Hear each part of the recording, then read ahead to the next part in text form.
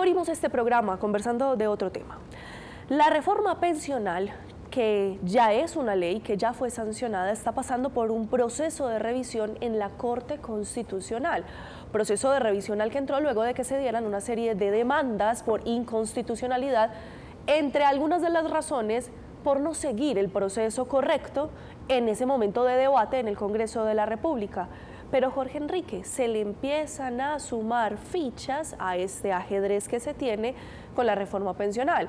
Y esas nuevas fichas están directamente relacionadas con el escándalo del mes, lo que está sucediendo con la UNGRD, la UNGRED, como le decimos desde acá, desde Antioquia. Y es, ¿hubo o no movimientos de dineros para favorecer esa reforma que está diciendo la Corte Constitucional? Nunca había ocurrido, por lo menos que yo recuerde, que la Corte Constitucional le solicitara a la Sala Penal, que la Sala Penal le pidiera a la Corte Constitucional, no, perdón, me equivoco, a la Sala Penal el copia del expediente de la investigación de los dos presidentes, Name y Calle, porque según ellos eso va a afectar completamente la votación y la transparencia de la reforma pensional.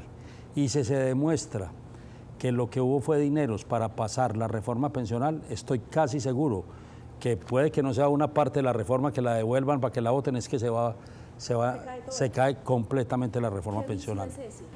No, es que hubo... ¿Un vicio ideológico? No, aquí lo que hay es una compra de votos para poderlo hacer. Entonces, obviamente no se votó como se tenía que votar, no cumplió con los requisitos que tenía que hacer, y ahí lo que hay es un cohecho. Un cohecho por parte del gobierno nacional, que es lo que tienen que definir, y por parte de los que recibieron. Porque aquí todo el mundo dice, no, ya cogieron al presidente, al expresidente de la Cámara del Senado, por cohecho, un momentico, pero es que si el cohecho es recibir para hacer una cosa, entonces, ¿quién pagó? Claro. Entonces, si pagó, entonces la Corte Constitucional dice, oiga, mándeme en ese expediente porque a mí me queda la duda, entonces, que si se pagó, pues obviamente eso no cumplió con los requisitos de un proyecto de ley y ese proyecto de ley no puede ser ley de la República. Eso va a tener implicaciones muy graves.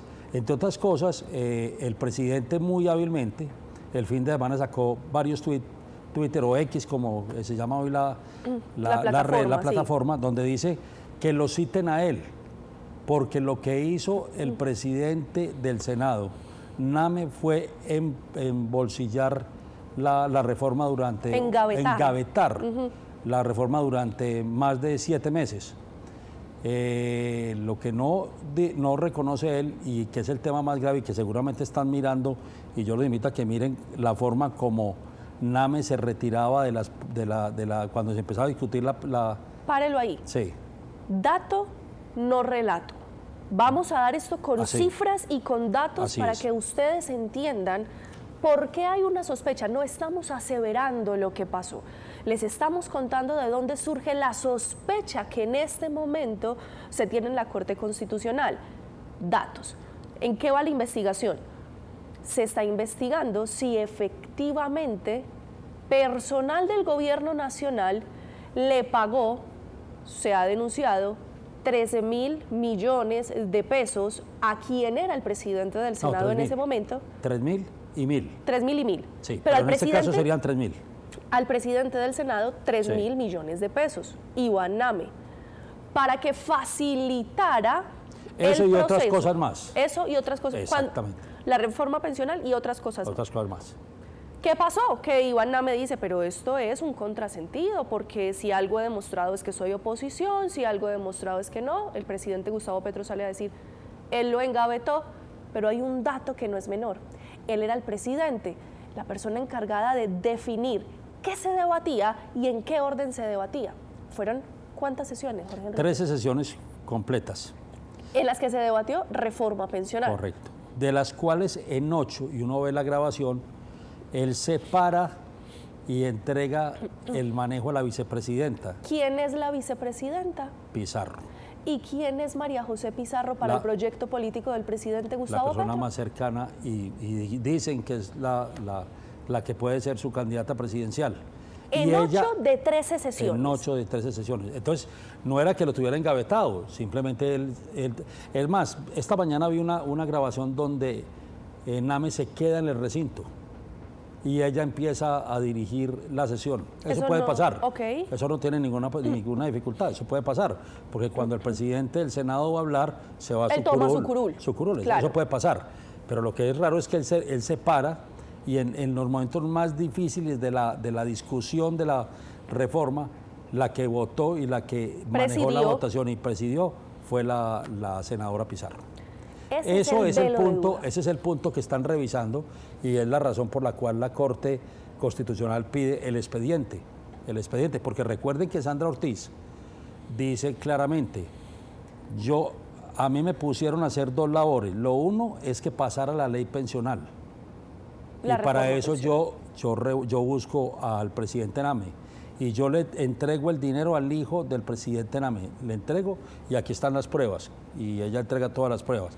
Pero adicionalmente le pido que en el orden del día también se incluya la elección del magistrado Fernández como magistrado de la Corte Constitucional, más otros temas.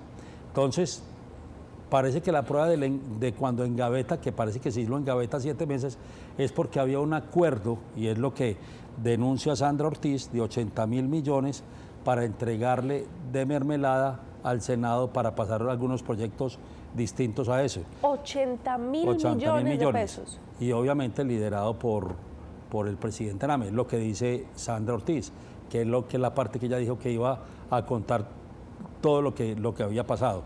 Y entonces ella dice, pues lo que se manifiesta es que mientras no se arregló eso, simplemente no lo colocaron en el orden del día. Cuando ya se hizo todo el arreglo, se colocó en el orden del día, simplemente él daba un paso al costado, él salía a decirle públicamente al país, mire que yo estoy en contra, yo soy oposición, y eso se entendía que era oposición, pero cuando uno ya ve la denuncia, ve todo, y estamos hablando del principio de la inocencia, claro. No estoy haciendo nada, estoy viendo lo que el fin de semana se argumentó. Y eso es lo que está buscando entonces la Corte Constitucional para saber si pasa o no pasa la reforma pensional. Y repito, por eso el presidente Petro dice, cítenme a mí, que yo sí voy a demostrar que lo engavetaron.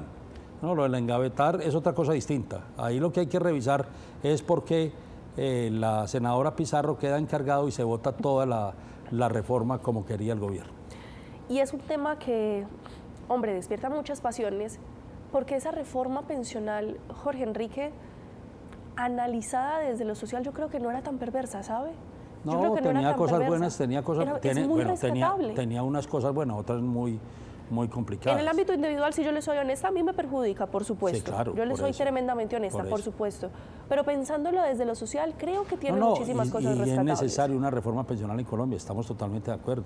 Pero entonces otros dirán que la reforma pensional es subir el número de edad, como lo ha hecho Francia, como lo ha hecho la mayoría de los países. Una cosa era hoy tener 62 años o 57, pues no sé, puede ser 65 y eso le permitiría pues obviamente al país poder tener las formas de poderlos pagar. Lo otro es la obligatoriedad, bueno, la forma mixta como se hizo.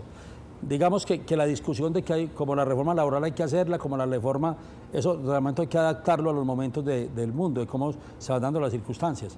Lo que pasa es que no hay que hacerlo de la forma como se hicieron. Eso es otra cosa completamente distinta. Es una pena que esos actos de corrupción no probados aún, investigados por el momento, ya claro, presuntos hechos de corrupción, pues están empañando un trabajo que se había hecho con esa reforma pensional, entre otras cosas, un trabajo que también perdemos nosotros, porque a muchos nos tocó salir a buscar entonces una AFP, mejor dicho, se revolvió el sistema pensional, Jorge Enrique. Qué tristeza que la respuesta sea para nada. Todavía no ha pasado. Hay que esperar. ¿Cuánto se puede demorar la Corte, Jorge Enrique? No, es que como yo creo que la Corte tenía muy decidido el tema, pero cuando pasó esto y ya pedir ese documento, yo creo que eso se va a tomar otro tiempo más. ¿Por ahí un año? No, yo creo que un mes y medio, 2 meses, pero... Porque para junio se debe empezar a implementar, ¿no? Sí, claro, entonces yo creo que tienen que acelerar, pero vamos a ver qué pasa.